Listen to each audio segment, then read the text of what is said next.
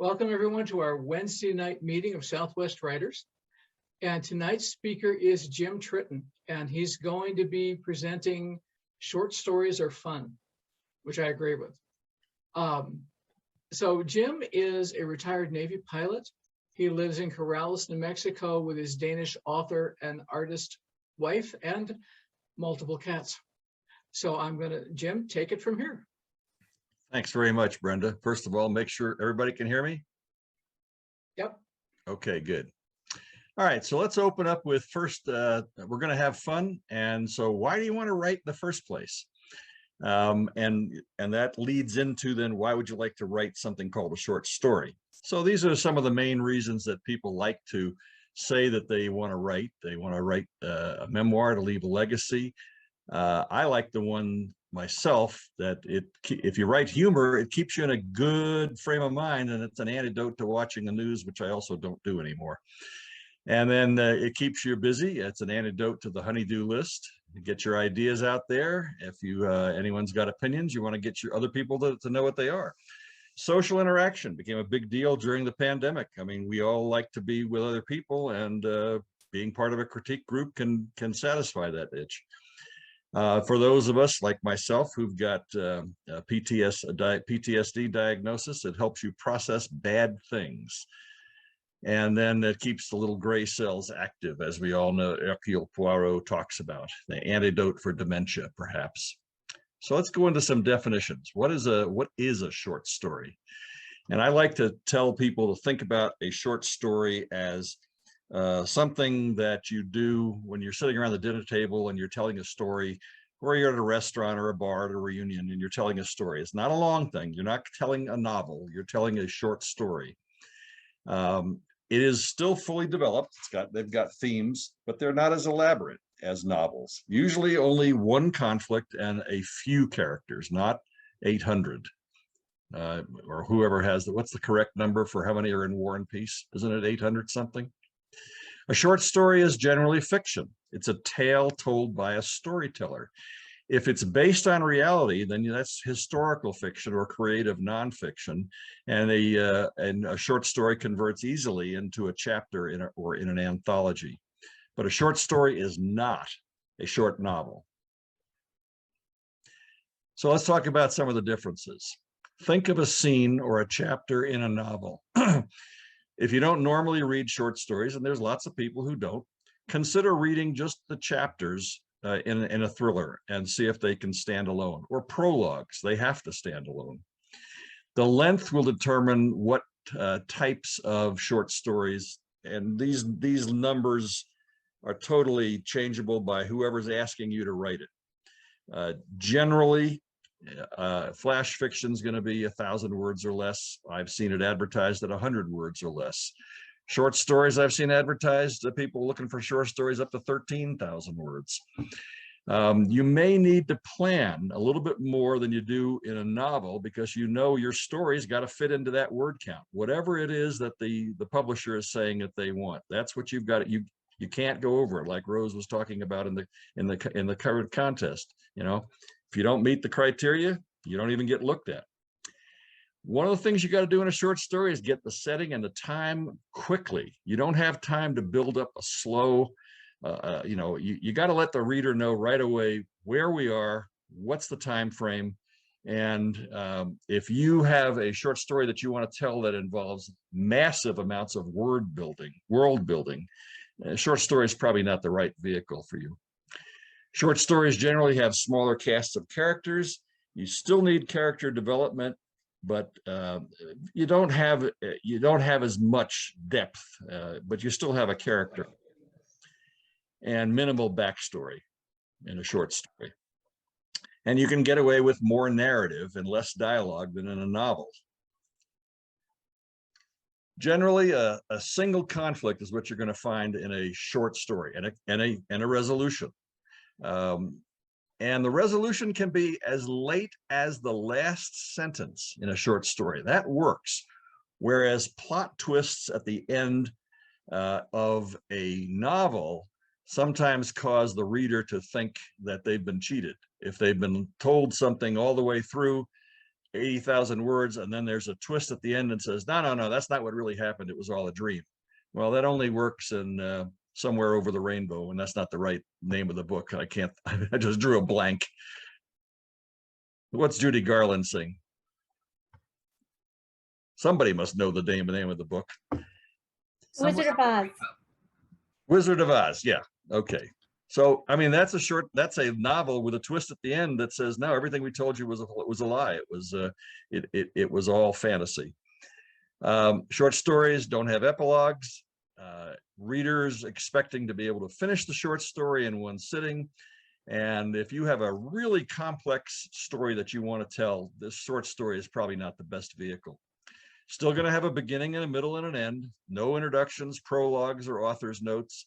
You still need to edit, re-edit, and edit again.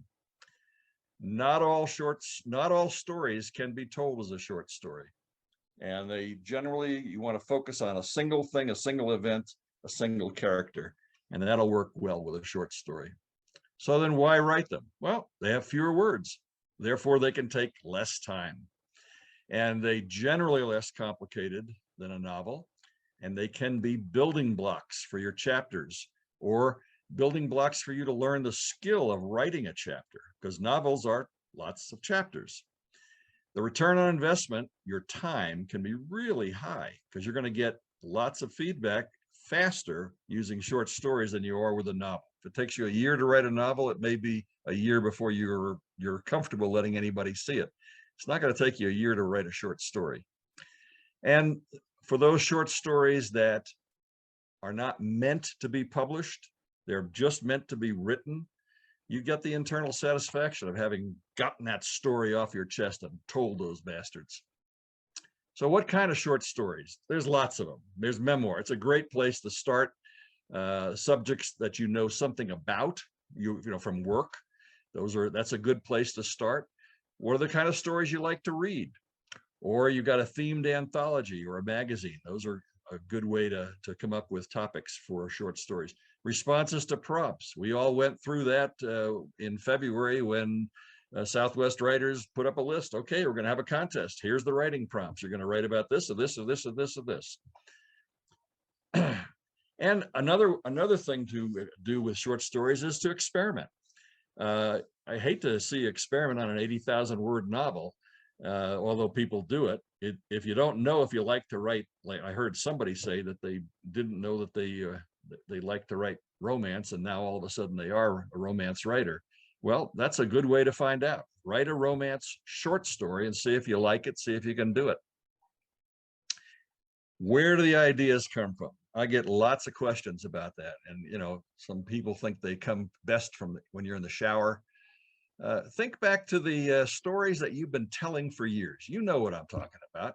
There's that old story about, you know, somebody in the family who did something that it was just really ridiculous, and you tell it every time you're around the Thanksgiving table. If you keep letters and journals over the years, those are excellent sources for short stories. Writing prompts, I talked about that. Responses to categories for contests. Ideas that just pop into your head. I've had them pop into my head driving the car, and I know other people who do too. Some people keep a voice recorder handy to be able to dictate what it is that they just thought of. Writing as therapy as part of your medical treatment. That's a big deal for the PTSD crowd. And borrowing from other short stories and movies. It is not illegal or unethical to retain the structure of a story, change the characters, the location, and the theme. Who's seen Top Gun Maverick? A few of you, right? Anybody notice the similarities between the ending of Top Gun Maverick and Star Wars? They just borrowed. It's the same thing. They just did it at a different time, a different place with different weapons. Easy ways to get started. Facebook or blogs. Just, you do them. You get on Facebook or you get on Instagram, you get on something and you go, you know, my dog just ate my couch. And that's funny and people laugh. Now expand that into a story about what the hell was I thinking of getting a puppy at my age? You know, I should have known better. That's a short story, not just a Facebook post. Summarize an issue that you're, you know, based upon work everybody who's listening has had some kind of work or either paid or volunteer work experience, and use that as an opportunity to draw upon your background and your knowledge. So if you were a teacher, you don't have to write a story about how to be a better teacher or how to be a or how to set up a curriculum. Just take a nice little story about how you helped one student or how to best teach a single specific lesson. Volunteer for an organization, write a short story that helps them advertise an upcoming event. Other places to start: Twitter and Facebook posts, short, less than 200 words. You won't believe what just happened to me. Anecdotes, inviting further stories. Write for a professional organization. There's lots of them around, and they all are looking for people to write some stories about what was it like back then when. Or be part of a writing class. Then there's at least a couple of people in the audience who will recognize the Plot Duckies logo. Blogs, you can get a free blog at goodreads.com. It's real simple, and you got a blog going. Another place to start. If you got a hobby, take your hobby and turn it into something that you can write about. For example, I like to watch old movies, and I grade them to keep track of whether or not I've seen them. So when I look it up on the Internet Movie Database, I go, oh yeah, I saw that movie. I didn't like it, or I did like it. And if I really like it, I write a review. And it doesn't have to be a very huge review. It doesn't have to be an academic review, but you can write reviews. And then if you did that, you could then take all of your reviews in the same genre, and then you could write a short story about that genre because you've actually done the research. If you're taking classes, I know when I took classes, I got assignments, and the teachers would ask you to do, they ask you to write like a book review. And then you get your book review, and it's got feedback from the teacher. Then you got a perfectly good book review, and you're all done. You should be able to get it published. Got an old thesis or dissertation? Same thing. Rewrite the conclusions itself as a standalone and publish it as an essay. Experiment. How much time does it take you to write a novel or a nonfiction book? So the answer is 30 days, right? NaNoWriMo. We can all do a novel in 30 days. Realistically, it's maybe going to be a year before it's polished, or it could be many years. So take the time to experiment with new genres in short stories before you tackle the big one. And you could benefit from things that will help you to learn how to write, period, not just that particular genre. Short stories as building blocks. I do this all the time. I got that advice when I was going to grad school, and an Air Force, retired Air Force lieutenant colonel said, do you know what you're going to write your dissertation on? I said, yeah. He said, start writing your chapters now. Write all of those assignments that you're getting. And when you're all done, start seeing if you can fit them all together and make it into a book. So what's a modern way to do that? Document your favorite recipe as an essay, and then collect them and publish all of your recipes in a cookbook. Make it personal with family anecdotes. Turn the cooking stories into a mystery, and then you can sell it to the Hallmark Channel. Or you want to write a book about airplanes. Start by writing a short story about one airplane, or one squadron, or one mission. And when you get all done with all of them, you got enough for a book. Happens all the time. Rewrite that so that there's some kind of a theme or logical grouping or continuity, or make it into an anthology where that's not quite as important. Afraid to start an 80,000 word novel or a book? I know people who are. I was. So start out with writing 80 words. Just do something and tell a story in a short period of time. And then aim a little bit higher and go up to 800 words. And aim higher and try a 3,000 word story. Try writing with no outline. I do both. I write with outlines and without outlines. So if you're one, try the other. And then, especially if you have not done outlines, if you are a real pantser, try writing it where you've sketched out the story in an outline in advance. And then pick whatever method works for you, and it can change in the middle of writing. It's okay. You'll get lots of confidence if you get good critiques and if you get good feedback from editors and contests. It lets you know how others view your efforts. And that's important for us to get that feedback. And by writing short stories, you're going to get faster and more feedback than if you write novels. Now that and then the last one is for those who want to write something and have no intention of getting it published, then you write it, get it off your chest, and then move on. External recognition. Short stories and anthologies and blog sites are eligible for contests. Most states, and I know most of our members are well aware of the National Federation of Presswomen. There's a category for short story, but there's lots of other categories. And you can put a short story in another category. For example, I took a first and this year writing a recipe and the story behind the recipe. It's a short story, but it fit into the whatever their category was, food or cooking or something like that.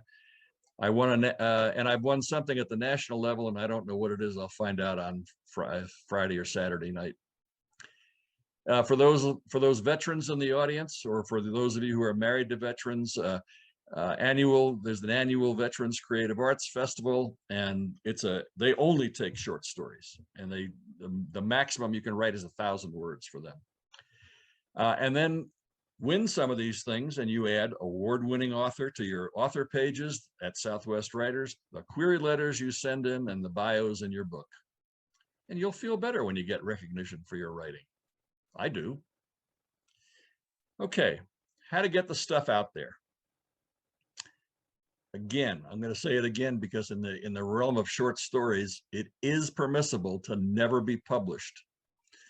Join a critique group someplace other than your family to get some real feedback. Rewrite and polish. You don't need to hire an agent. You don't need a query letter. Submit your short stories to publications, to contests.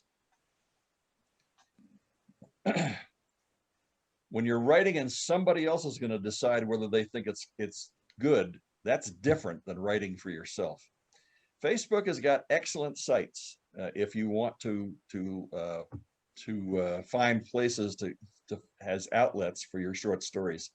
Just go search on the search within Facebook, search for using the word submissions. And I probably belong to 5 or 6, and there's lots of others that I don't bother fooling with. And there's lots of places that advertise, and very few will ask you for money to submit. Some will, but most of them are not going to pay you, and they're not going to charge you. And you can self-publish. Rose will teach you how to do it in her classes, and she's talked about it numerous times. A lot of the people on this Zoom call have self-published books. I have Kindle Direct Publishing. You can get a book published for nothing, absolutely nothing. Okay, so where to learn more? You got classes at universities, Oasis, genre writing organizations like the Sisters in Crime, private groups like the Quirky Quills that Sonia Doing runs. You got writing groups at the VA. If you're a veteran, you don't have to necessarily even be treated by the VA. As long as you are a veteran, there's a way to get in and join the writing group. It meets every Thursday morning at 8:15, Bryn. Tomorrow on Zoom for us. Local regional writing groups like the Southwest Writers, national writing organizations like the organization we partnered with the last time Southwest Writers had a conference, the Military Writers Society of America. And then there's always just trial and error. Just write, give it a try, see how it works. Okay, I promised you fun. Fun's in the upper right-hand corner. I read one of the absolute funniest stories of my life by somebody who is a member of Southwest Writers, and it's the story about how she fell into her mother's grave at a funeral. And she could make something really hilarious, and that was a good thing. Take the nasty stuff you want to write, put that into a different category. You don't necessarily need to share that with people who are trying to write and have a good time. Interact with people. There's a lot of fun. Learn your skills faster with short stories. Become a role model to your family and to your friends, and become a published author faster than if you write books. Okay, the last slide, experiment. Short stories don't take years to write. They take, well, I will confess that the shortest short story that I have ever published took 15 minutes to write. And the longest has taken some years, because I put it away and then I play with it some more, and then eventually I decide, okay, this is as good as it's going to get. But normally you do not have to spend years writing a short story. If you don't like the genre, you back out quickly and you haven't really lost a whole heck of a lot. I guarantee you'll learn new skills if you use the building block approach. And you're going to learn how to write for somebody else, not just yourself, although that's acceptable to do that, and not for your family, but you're going to have to write for a total stranger and convince them that the ink on the paper is worth their time and effort.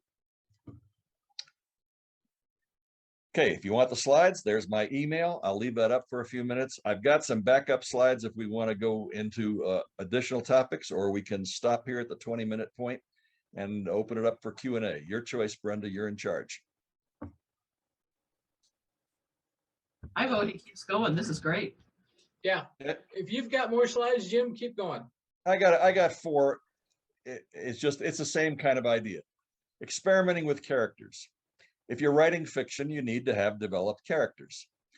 When you write short stories about unusual characters, you're going to learn, what does it take to intrigue a reader in a short period of time? That's a good skill. You can use that when you're writing novels. You can experiment with your character arcs when you're doing this, and you'll learn how little backstory you really need. It is not necessary for people to understand the entire backstory for every single character in a novel, and you certainly can't do that in a short story.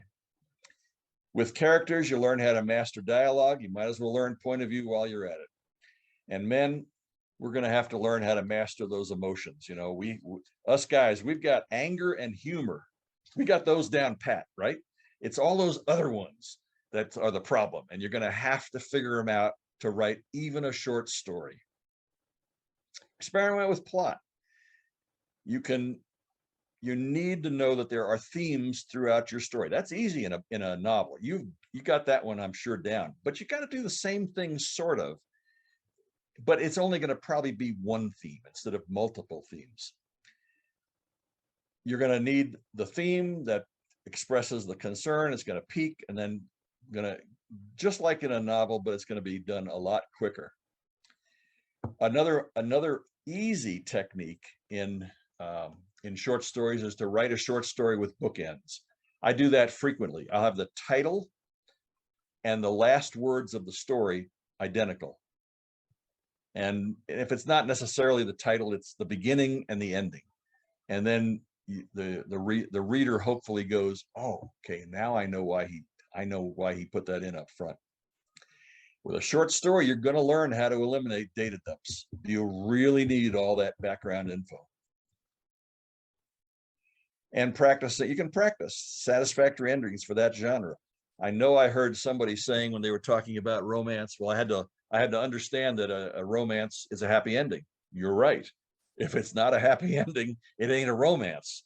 And so, and that's okay. You can write something without a happy ending, but don't try to market it as a romance. It's like what we were Brenda, what you were saying about the Westerns.